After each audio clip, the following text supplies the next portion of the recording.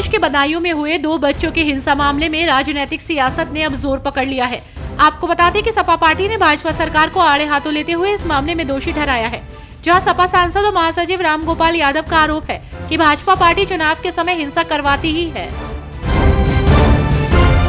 लोकसभा चुनाव को देखते हुए बीजेपी ने 72 उम्मीदवारों की लिस्ट जारी कर दी है। इसमें 3 पूर्व मुख्यमंत्री, 15 महिलाओं के नाम शामिल है। मतलब साफ है, बीजेपी पार्टी ने अभी तक 267 उम्मीदवारों की सूची जारी की है।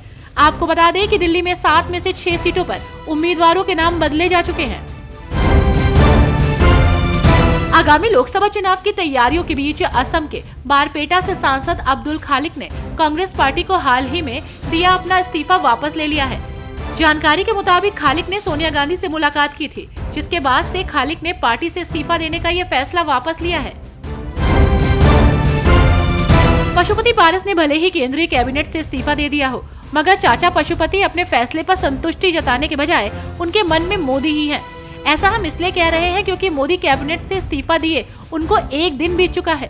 इसके बाद भी चाचा पशुपति पारस ने सोशल मीडिया बायो से मोदी का परिवार लिखा हुआ टैग अभी तक नहीं हटाया है, जो चर्चा का विषय बना हुआ है। अमित शाह ने भाजपा को चुनावी बॉन्ड के मार्फत ज्यादा चंदा मिलने के विपक्ष के दावों को सरासर झूठ करार दिया है।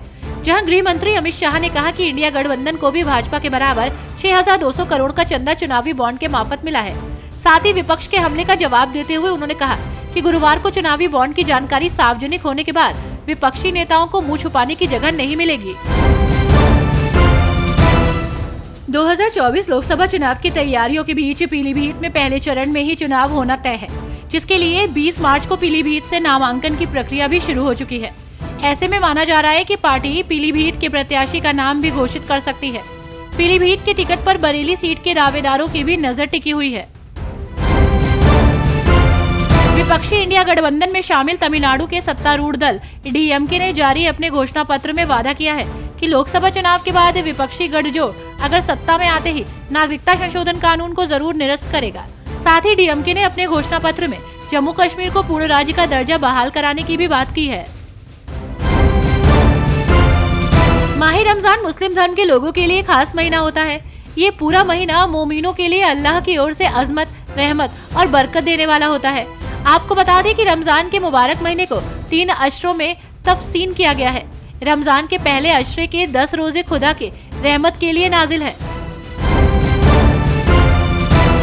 समान नागरिक संहिता यूसीसी पर विपक्षी दलों के विरोध और इसे मुस्लिम पर्सनल लॉ या सरिया के खिलाफ बताए जाने को लेकर केंद्रीय गृह मंत्री अमित शाह ने कहा है कि सिर्फ 4 शादी करने के वक्त ही शरिया और हदीस क्यों याद आता है। इसी के आगे उन्होंने कहा कि जब भी कोई मुस्लिम देश की किसी भी अदालत में कोई वाद दायर करता है तो हमारे कानून के मुताबिक ही सिविल कोर्ट होता है, न कि शरिया या हदीस के हिसाब से।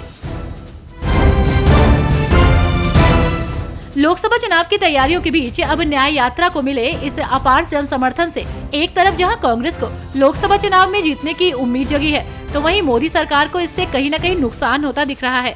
भारत जोड़ो न्याय यात्रा के समापन के दौरान कांग्रेस नेता राहुल गांधी द्वारा एक बयान दिया गया, जिसे लेकर पीएम मोदी ने पलटवार किया।